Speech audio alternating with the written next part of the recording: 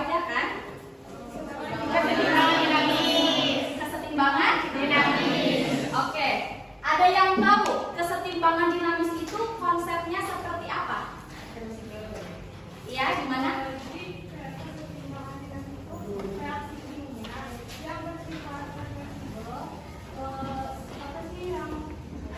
Berjalan secara bolak-balik, terus berlangsungnya itu secara terus-menerus, di mana si laju reaksi ke arah tekanan itu sama dengan laju reaksi ke arah kiri sehingga mencapai kesetimbangan.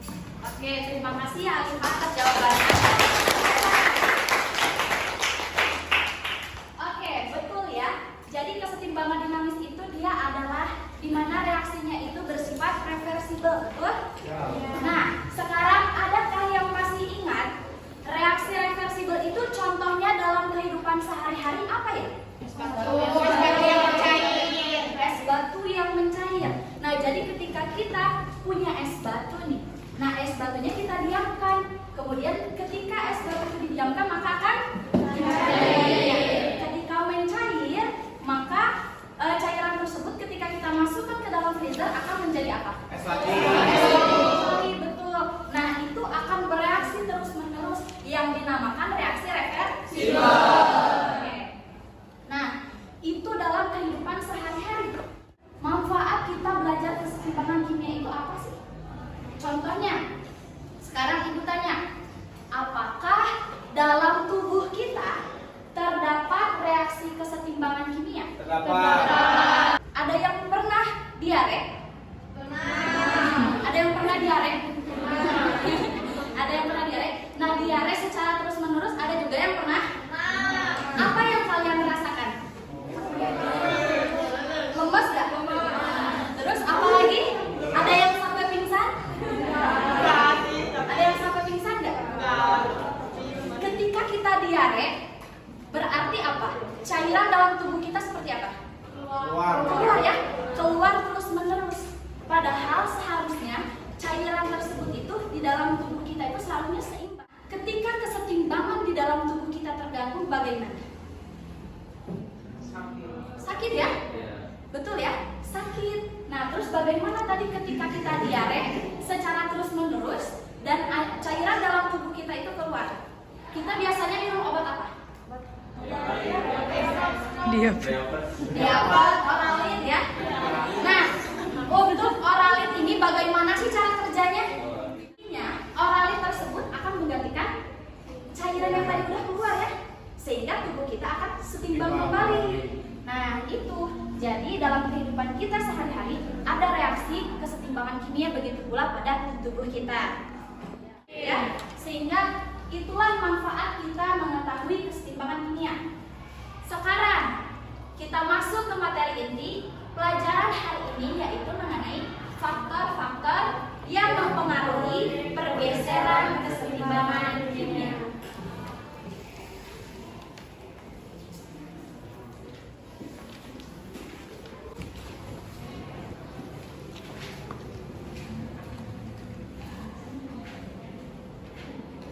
Kita akan menggunakan asas Lekateli.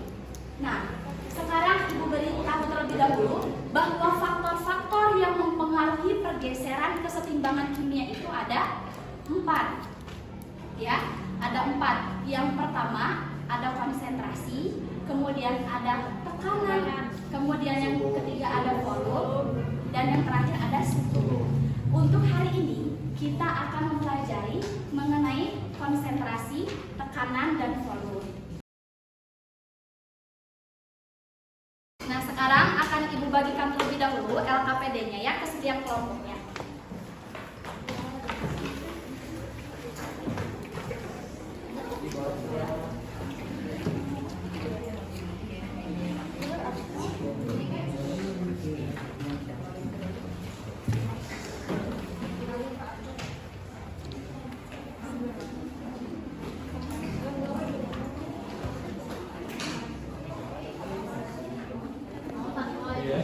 Udah dapat semuanya?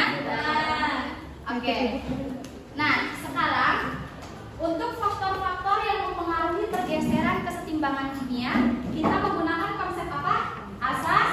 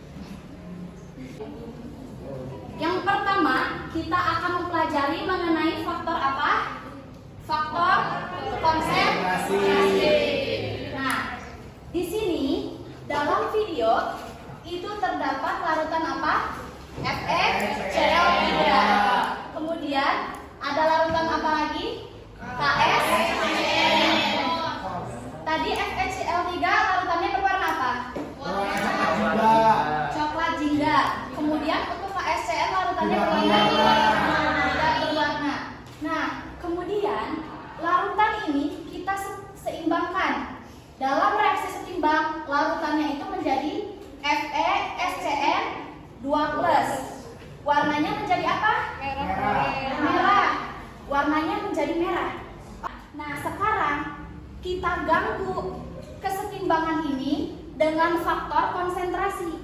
Kita tambahkan apa? FeCl3. Ketika direaksikan dengan FeCl3, bagaimana perubahan warnanya? Warnanya menjadi lebih pekat. Oke. Nah, warnanya menjadi lebih pekat ya. Boleh anak-anak buka LKPD-nya di halaman yang kedua yang ada tabel pengamatan. Nah, sekarang boleh sambil dicatat apa perubahan warna yang terjadi ketika ditambahkan oleh FeCl3. Kita pahami dulu konsepnya. Ketika konsentrasi itu kita tambah, maka pergeseran kesetimbangan kimia akan bergeser ke arah yang berlawanan. Ketika konsentrasi itu kita kurangi, maka pergeseran kesetimbangan kimia akan bergeser ke arah yang kita kurangi. Misal, kita dalam kehidupan sehari-hari ya, kalau misalnya kita lagi main jungkat-jungkit. Jungkat-jungkit itu kan seperti ini ya. Nah, yang sebelah sini bikinnya itu oleh orang dewasa. Nah, kemudian yang di sini itu oleh anak kecil. Otomatis gimana? Gini kan? Gini ya. Nah, bagaimana caranya biar dia bisa seperti ini lagi? Sebelah sininya ditambahin orang lagi ya, agar seperti ini. Begitu pula pada konsentrasi ini. Ketika konsentrasi yang ini ditambah, maka pergeseran kesetimbangannya akan bergeser ke arah yang berlawanan ya. Akan bergeser ke arah yang berlawanan agar seimbang. Kalau misalnya konsentrasi yang di sini kita tambahkan, terus bergeser kesetimbangannya ke sebelah sini, artinya semakin apa? Makin berat dong ya sebelah sini ya. Nah, seperti itu. Sekarang kita masuk ke soal yang pertama. Bagaimanakah pengaruh penambahan FeCl3 pada pergeseran kesetimbangan? Coba di yang video tadi.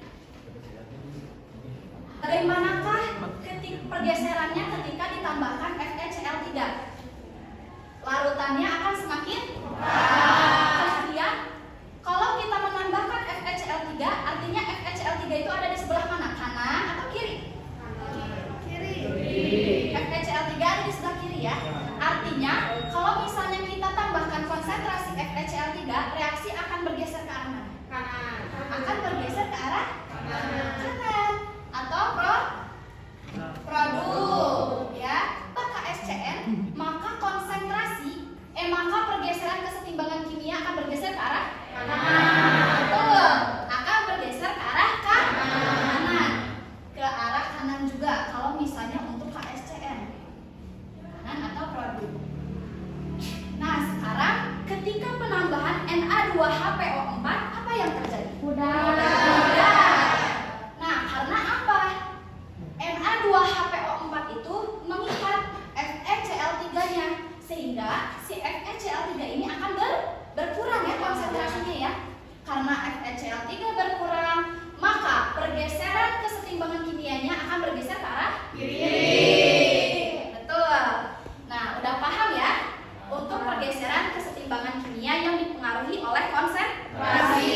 Nah, sekarang coba kalian isi di halaman nomor 2. Oke, silakan diisi soalnya untuk yang nomor 1 terlebih dahulu dan soal nomor 2-nya ya. Ya, betul ya. Ya.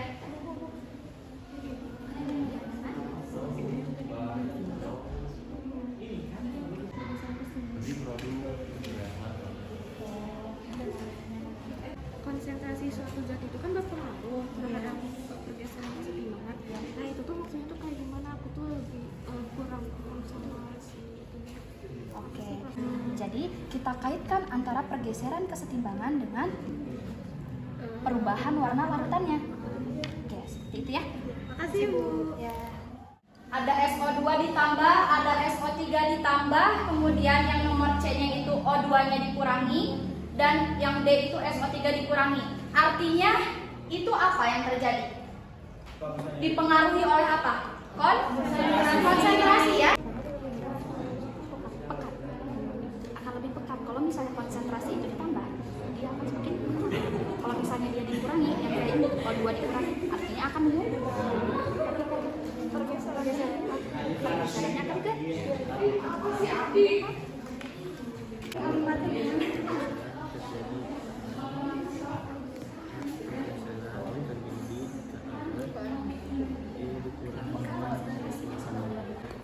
Untuk pengaruh konsentrasi, udah bisa dipahami? Udah.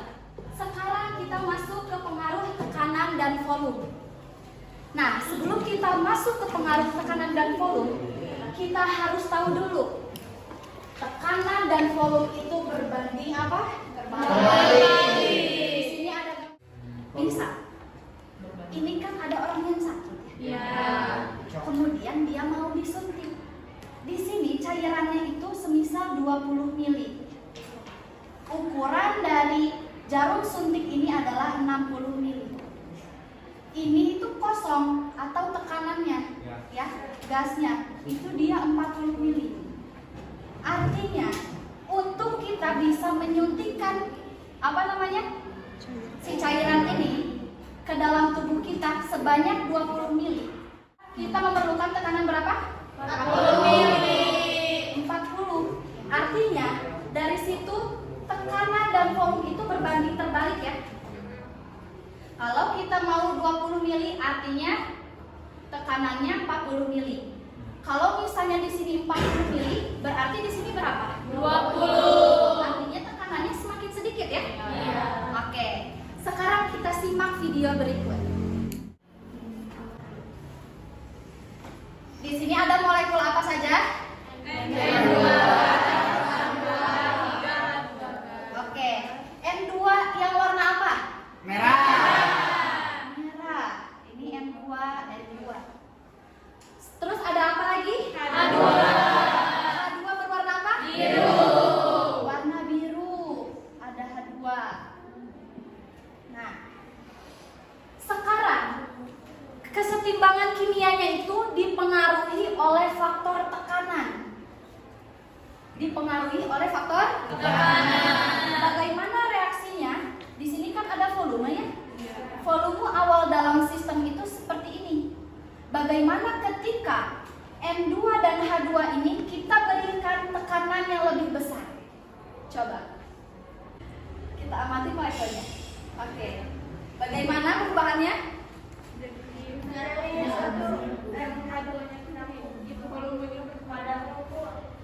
Nih, tadi molekulnya di sini ada banyak ya. Iya. Ada molekul N2, ada molekul H2, sama ada beberapa molekul NH3. Ketika diberikan tekanan, molekulnya itu hanya segini. Artinya apa? Volumenya berkurang. Karena apa? Molekulnya semakin sedikit yang dipengaruhi oleh tekanan. Kalau misalnya tekanannya kita kurangi, maka apa yang terjadi? Coba.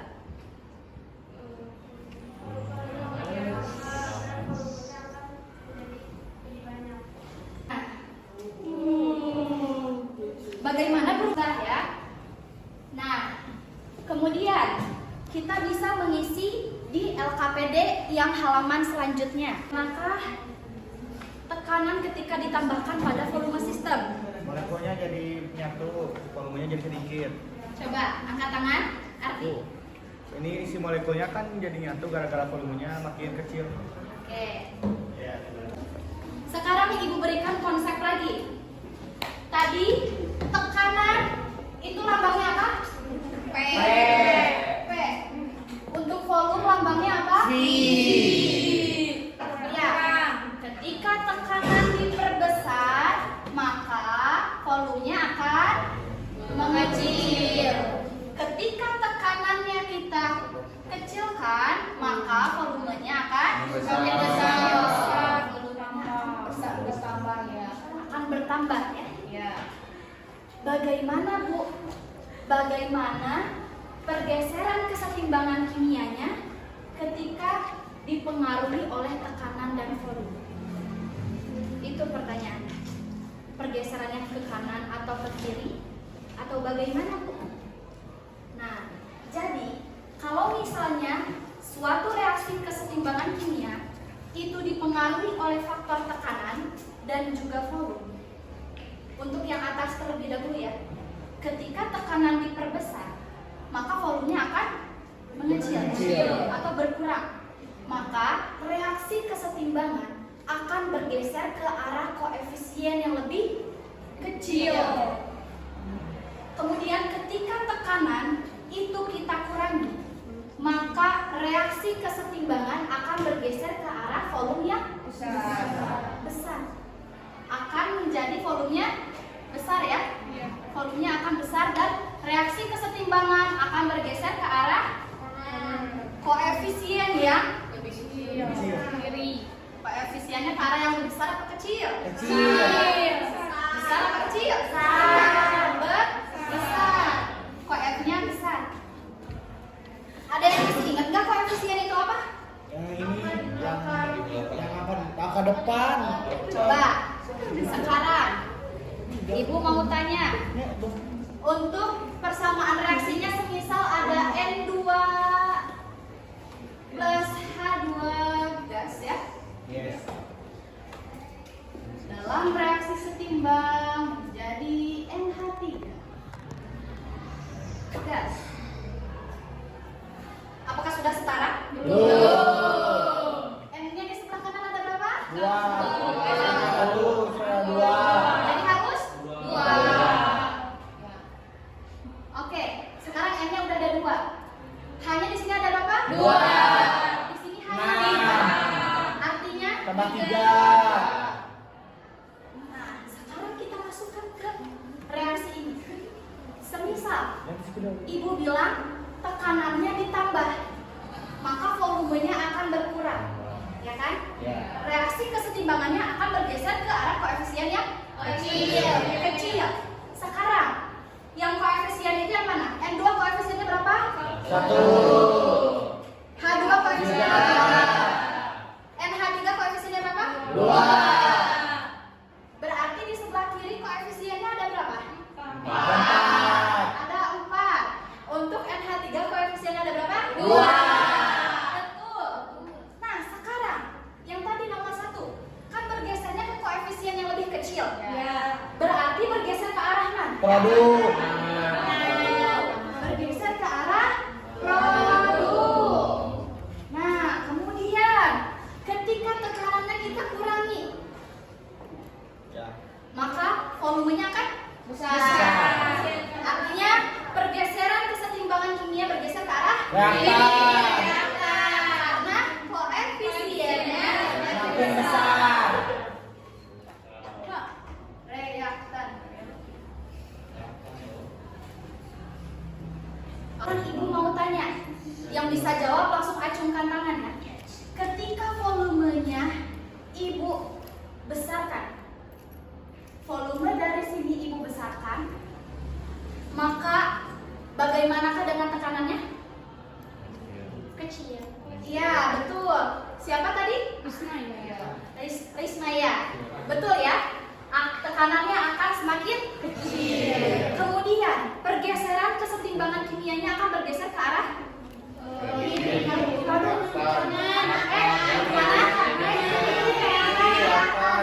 atau kanan? Ke arah reaktan. Karena apa?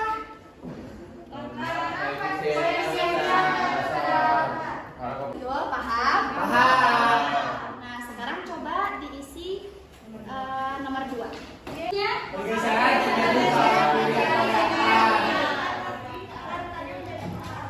Oke, betul. Kemudian untuk yang B, Volume diperbesar. volumenya diperbesar, Maka tekanannya semakin kecil dan pergeseran terjadi ke arah KF yang besar. ya, betul. KF yang besar ke arah reaktan atau produk? Produk. Sama semuanya ke arah produk? Sama. Betul. Kemudian yang C, Tekanan diperbesar, maka volume semakin kecil dan pergeseran terjadi ke arah KF yang kecil atau dalam kurung reaktan. pergeserannya ke arah reaktan, betul? Betul. Sama semuanya? Sama. Oke, untuk semua soal sudah diisi? Nah, sekarang Ibu ingin perwakilan dari kelompok untuk menyampaikan kesimpulan pembelajaran kali ini. Jadi kan tadi kita belajar faktor-faktor yang mempengaruhi pergeseran kesetimbangan kimia. Yang ke satu tadi itu ada konsentrasi. Jadi kalau misalnya konsentrasinya ditambahin, maka si warna cairan itu semakin pekat dan terjadi pergeseran terjadi ke arah produk. Terus yang kedua kan ada tentang volume dan tekanan. Kalau misalnya tekanannya semakin kecil, maka volumenya kan besar. Jadi untuk pergeserannya ke arah koef yang besar, dan jika tekanannya diperbesar maka volumenya semakin kecil, maka pergeseran terjadi ke arah koef yang kecil. Sekian dari saya, terima kasih.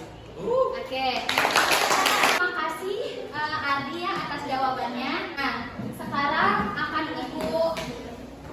Ibu ulas kembali mengenai materi kali ini. Nah, jadi tadi sudah benar apa yang Ardi katakan, namun akan Ibu sempurnakan. Nah, jadi ketika faktor-faktor yang mempengaruhi kesetimbangan kimia itu ada berapa tadi? Ada faktor konsentrasi. Yang kita pelajari hari ini yaitu konsentrasi. Ketika reaksi kesetimbangan kimia dipengaruhi oleh faktor konsentrasi, maka ketika konsentrasinya itu ditambah, maka pergeseran kesetimbangan kimia akan bergeser ke arah yang berlawanan. Ketika konsentrasinya kita kurangi, maka pergeseran kesetimbangan kimia akan bergeser ke arah yang kita kurangi, ya. Nah, kemudian ketika suatu sistem itu dipengaruhi oleh tekanan, ketika tekanannya diperbesar, maka volumenya akan mengecil. Pergeseran kesetimbangannya akan bergeser ke arah mana? Ke arah kanan. Koefisien ya? Kecil. Kemudian ketika tekanannya kita kecilkan, maka volumenya akan Membesar. sehingga pergeseran kesetimbangan kimianya akan bergeser ke arah Oke, bisa dipahami? Ada yang ingin ditanyakan? Enggak. Ada yang ingin ditanyakan? Sudah mengerti semuanya? Oke, jika sudah mengerti semuanya, maka ini untuk tugas untuk mereview ulang pembelajaran kalian hari ini ya. Nah, di sini ada soalnya. Harus teliti ya, jangan sampai kalian lupa. Di sini sudah setara belum? Sudah setara belum? Belum. Artinya harus apa? Karena apa? Berpengaruh pada apa kok? Koefisien. Oke. Itu ya, untuk soalnya jangan lupa disetarakan karena berpengaruh pada koefisien. Di sini yang Ibu tanyakan itu mengenai apa? Yang nomor A-nya? Jika O2 diperbesar. Artinya pengaruh apa? Konsentrasi. Yang B, jika CO diperkecil maka pengaruh apa? Konsentrasi. Yang C, jika tekanan diperbesar maka pengaruh apa? Tekanan. Yang D, jika volume diperkecil apa? Oke, paham untuk soalnya? Silakan dikerjakan. Untuk pertemuan selanjutnya kita akan membahas mengenai tetapan kesetimbangan KC. Mungkin cukup sekian untuk pembelajaran kali ini. Wassalamualaikum warahmatullahi wabarakatuh.